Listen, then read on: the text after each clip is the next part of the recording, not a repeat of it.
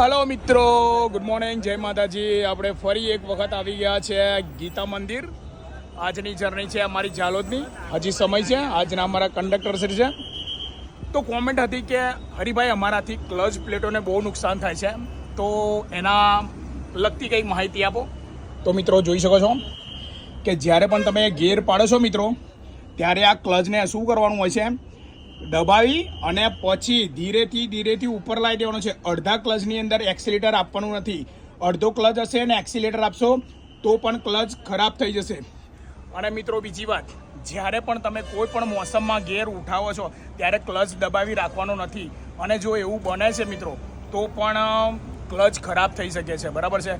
હવે ક્લચ પ્લેટને નુકસાન શા કારણથી થાય છે કે તમે રનિંગમાં ગાડી જતી હોય અને પછી શું કરો છો મિત્રો, રનિંગમાં ગાડી જતી હોય તમે એના ઉપર પગ મૂકી રાખો છો, એટલે ચાલુ ગાડીએ અહીંયા તમે પગ મૂકી રાખો ને મિત્રો, એ પણ ખરાબ ટેવ છે। એ સુધારો, એના લીધે પણ ક્લચને નુકસાન થાય છે। તો આ થોડી નાનકડી બાબતો છે। અને જ્યારે રેમ્પ પર એમ હેવી જગ્યા હોય ઉપર જણાણવાળી, ત્યારે અડધો ક્લચ કરીને બહુ રેસ નહીં આપવાનું, તો પણ ક્લચ ખરાબ થાય છે મિત્રો। તો કેવી લાગી માહિતી? ચલો, જય માતાજી। આવી ગયા છે ગીતા મંદિર।